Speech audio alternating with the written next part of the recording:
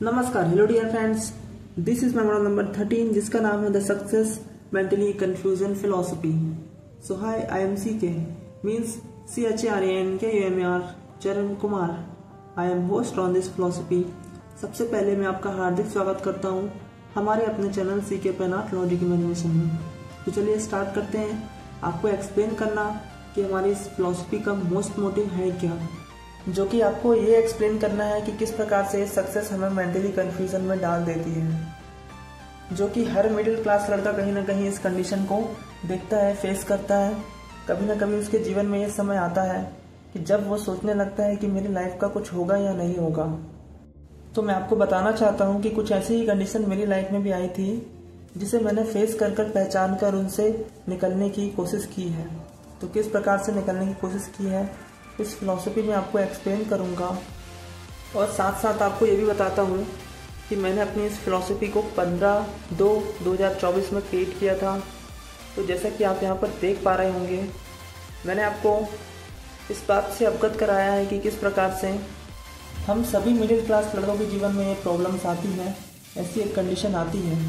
तो आपको समझाते हैं हमारे इन क्रिएचरों के माध्यम से, जो कि आप यहाँ पर मेरा एक क्रिएचर देख पा रहे होंगे, जो कि एक मस्तिष्क को अपने एनिमेशन के माध्यम से हाथों में लिए हुए हैं। तो ये आपको सूचित करता है ये फिलॉसफी माइंड से जुड़ी हुई है, हमारी मेंटली कंडीशन से जुड़ी हुई है। तो हमने हमारे इस क्रिएचर को इसलिए तैयार किया है कि आपको ये समझा सकें कि किस प्रकार से मेरे जीवन में ये मोड़ आया था। तो चलिए मैं आपको एक्सप्लेन करता हूँ मेरे अपने इस क्रिएचर के माध्यम से। तो मोस्ट मैं आपको बताना चाहता हूँ कि मेरे इस कंडीशन में मैं तब भी खड़ा हुआ था और आज भी खड़ा हुआ हूँ। तो सबसे अहम बात यह है कि ये कंफ्यूज था और मैं कंफ्यूज नहीं हूँ। तो किस प्रकार से हम दोनों के बीच का ये तालमेल है, ये आपको एक्सप्लेन करते हैं। तो जैसा कि आप मेरे इस क्रिएचर को देख पा रहे होंगे, जो कि एक सीढ़ीनुमा मार्ग पर खड़ा हुआ है। तो ये सीढ़ियाँ आज के तौर पर मेरे लिए मेरी 100 फिलॉसफी है, जिसे मैं स्टेप बाय स्टेप धीरे धीरे चढ़ रहा हूँ। लेकिन ये क्रिएचर मेरे उस समय का है जब मैं इस फिलॉसफी को क्रिएट कर रहा था, तब इसका कुछ मीनिंग अलग ही है, वो आपको समझाना चाहता हूँ। जैसा कि आप यहाँ पर गौर से देखेंगे मेरे इस क्रिएचर को, तो ये आपको ऐसा दिखेगा कि आपको ये समझ में नहीं आएगा कि ये चढ़ रहा है या उतर रहा है। उसी प्रकार मैं भी सोच रहा था कि मेरे लक्ष्य को प्राप्त करने के लिए मैं ऊपर चढ़ रहा हूँ या और नीचे आ रहा हूँ। तो मेरे जीवन में ये कंडीशन थी, मेरे पास उतने लक्ष्य नहीं थे और जो रास्ता जो था उतना साफ नहीं था, सारे अंधकार और अंधेरे से घिरा हुआ था। तो ये मेरी कंडीशन थी। उस समय मैं इस कंडीशन में फंसा हुआ था, जहाँ पर मैं यही सोच रहा था, यही सोच के खुद कंफ्यूज था कि मुझे सक्सेस मिलेगी कि नहीं। तो इसीलिए मैंने अपनी इस फिलॉसफी का नाम सक्सेस मेंटली कंफ्यूजन रखा है। तो आई होप कि आपको समझ में आएगा, मेरा ये क्रिएचर आपको दिख जाएगा, जिसे देखकर सच में आपको लगेगा कि ये ऊपर चढ़ रहा है या नीचे उतर रहा है। तो मैं आपको बताना चाहता हूँ कि मेरे इस क्रिएचर को ध्यान से देखिए पूरी तरह से। इसमें आपको इस प्रकार से आर्ट क्रिएशन मिल जाएंगे, क्योंकि ये प्रदर्शित करता है कि किस प्रकार से इस आर्ट क्रिएशन की दुनिया को मैंने क्रिएट किया है। और यहाँ पर आपको इस क्रिएचर के माध्यम से मालूम चलेगा कि यहाँ पर आपको 3 क्रिएचर दिखेंगे, जहाँ पर एक मेरे आर्ट क्रिएशन का है, जो कि मस्तिष्क को लिए हुए है अपने हाथों में। दूसरा है एक योगी आपको दिख जाएगा बीच में, आपके लक्ष्य तक पहुंचने वाला एक योगी आपको दिखेगा, जैसे कि आप देख पा रहे होंगे, जो कि साधना कर रहा है। तीसरा क्रिएचर मेरा ही है, जो सीढ़ी चढ़ रहा है। तो किस प्रकार से हमने अपने स्पेन आर्ट में अपने 3 क्रिएचरों को एक्सप्लेन किया है, ये आप देख पा रहे होंगे। तो चलिए आपको हमारे इस माध्यम से एक्सप्लेन करते हैं कि किस प्रकार से मेंटली कंफ्यूजन हमें किस दुविधा में डाल सकती है। हम खुद को बना भी सकते हैं और बिगाड़ भी सकते हैं।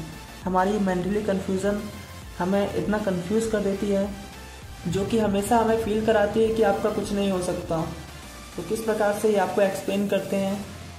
तो आप यहाँ पर हमारे इस क्रिएचर को देखिए, जो कि आपको एक्सप्लेन करता है कि किस प्रकार से एक हाथ से स्वयं को बना रहे हैं और दूसरे हाथ से स्वयं को मिटा रहे हैं।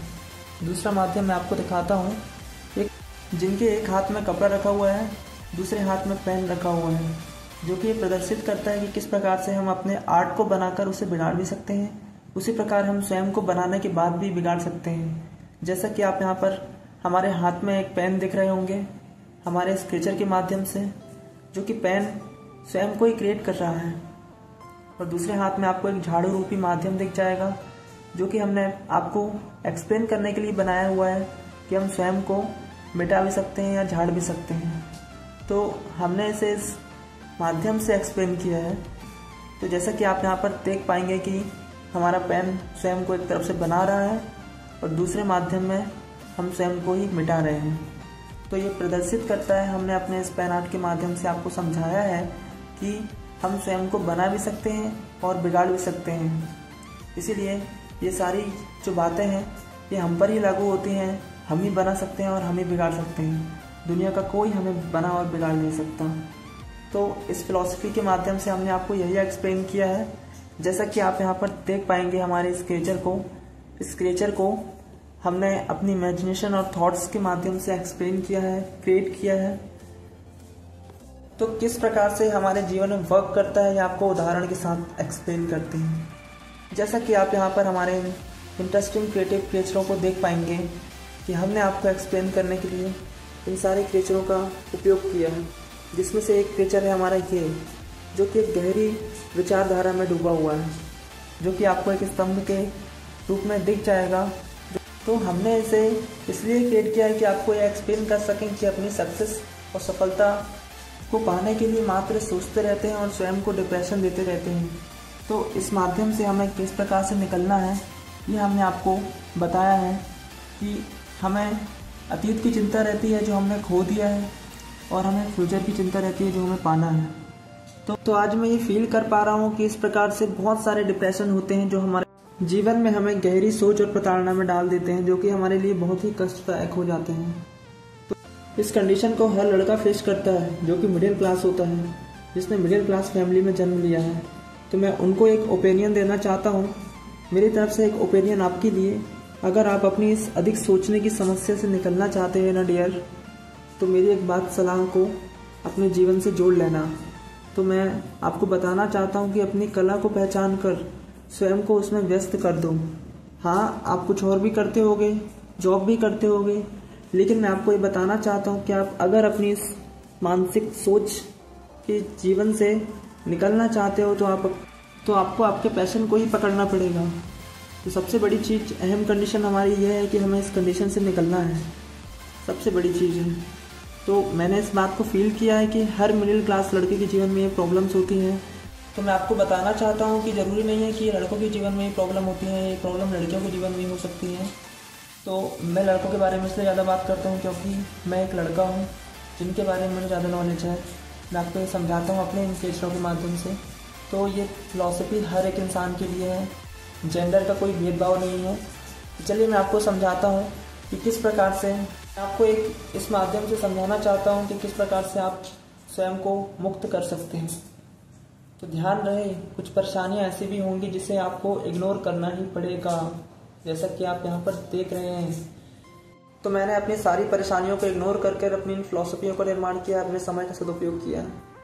तो मैं आपको बताना चाहता हूँ, जो बीत गया उसे भूल जाओ, उसे याद करो जो पाना चाह रहे हो, बस वर्तमान में रहो और अपने कर्म पर ध्यान देकर पूरे लगन के साथ उस पर ध्यान दो, उस पर काम करो। तो मैं आपको ये बताना चाहता हूँ कि मैंने अपने समय का सदुपयोग किया है, अपनी आर्ट को समझ पाया हूँ, अपने आप को व्यस्त कर पाया हूँ, इस मानसिक सोच जैसी डिप्रेशन से निकल पाया हूँ। तो ये क्रिएचर आपको मेरा दिख रहा होगा। इस क्रिएचर ने कुछ सर पे लगाया हुआ है, इसलिए लगाया हुआ है क्योंकि मेरे पिताजी का स्वर्गवास हुआ था तो मेरा मुंडन हुआ था। तो चलिए आपको एक्सप्लेन करते हैं हमारे इस माध्यम से कि किस प्रकार से हम ही स्वयं को नष्ट कर सकते हैं। दुनिया की कोई ताकत हमें नष्ट नहीं कर सकती। जैसा कि आप यहाँ पर एक जंजीर रूपी माध्यम देख पा रहे होंगे, जो कि जंजीर है एक लोहे से बनी हुई।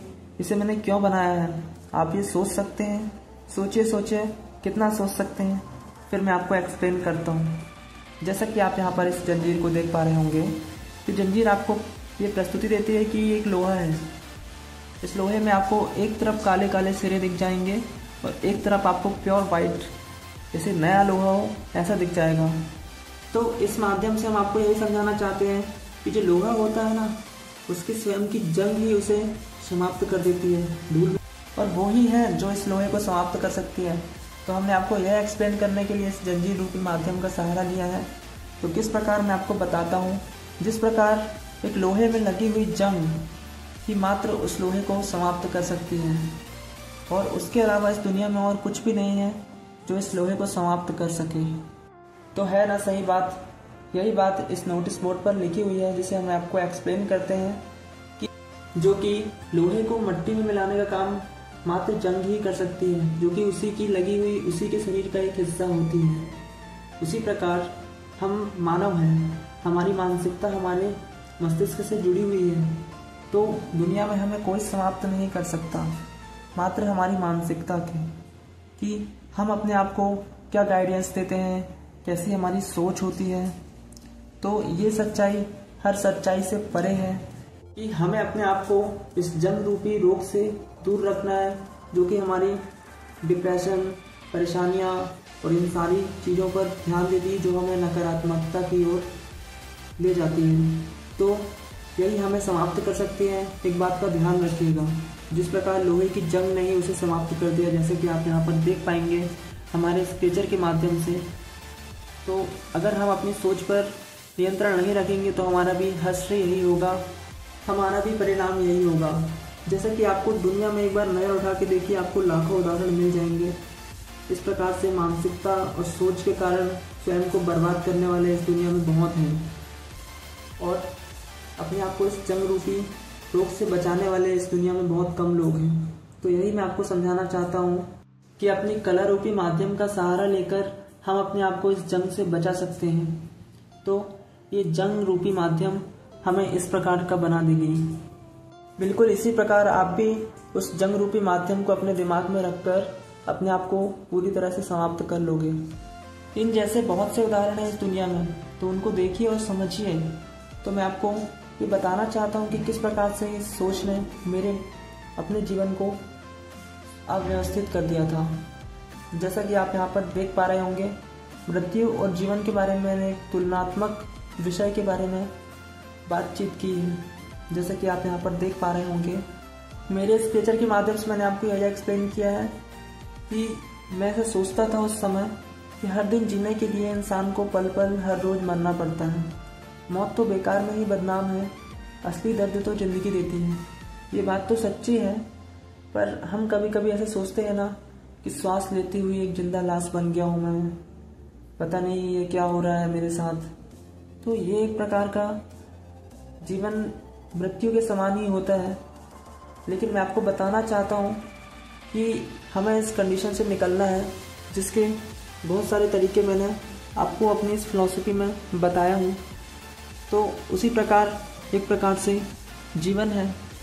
बुद्ध कहते हैं कि इस भय को खुद से मुक्त कर दो, चाहिए भय किसी भी प्रकार का हो, कैसा भी हो, खुद को निर्भय बना लो, निर्भय हो जाओ। तो इस डर से सबसे पहले खुद को निकालना होगा, स्वयं को अलग करना होगा कि हम सक्सेस होंगे या नहीं, हम सफल होंगे या नहीं। सबसे अहम चीज़ है हम वर्तमान में हैं, वर्तमान ही सत्य है। इस बात की पुष्टि बुद्ध ने अच्छे से की है। तो जीवन को समझना है तो बुद्ध को समझो। और मेरे जीवन से जुड़ी हुई ये बात आपको बताना चाहता हूँ कि ये बात मुझे तब समझ में आई जब मेरे पिताजी की मृत्यु हुई थी, जिनसे ही मुझे समझ में आया कि ये कला, ये आर्ट मेरे अंदर उन्हीं से है। उनके अंदर भी थी, लेकिन उन्होंने मात्र अपने जीवन में हार्डवर्क किया और उसी में अपना जीवन व्यतीत कर दिया, जिनसे उनका परिणाम इस प्रकार का हुआ। तो मेरे पिताजी की मृत्यु की तारीख है 26/1/2024। तो ये आर्ट मेरे पापा की देन है, जिसके माध्यम से मैं आज अपने आप को इस कन्फ्यूज़न से जुड़ी हुई जंग को मैं हटा पा रहा हूँ और अपने आप को इम्प्रूव कर पा रहा हूँ। धन्यवाद। मिलते हैं नेक्स्ट फिलॉसफी में।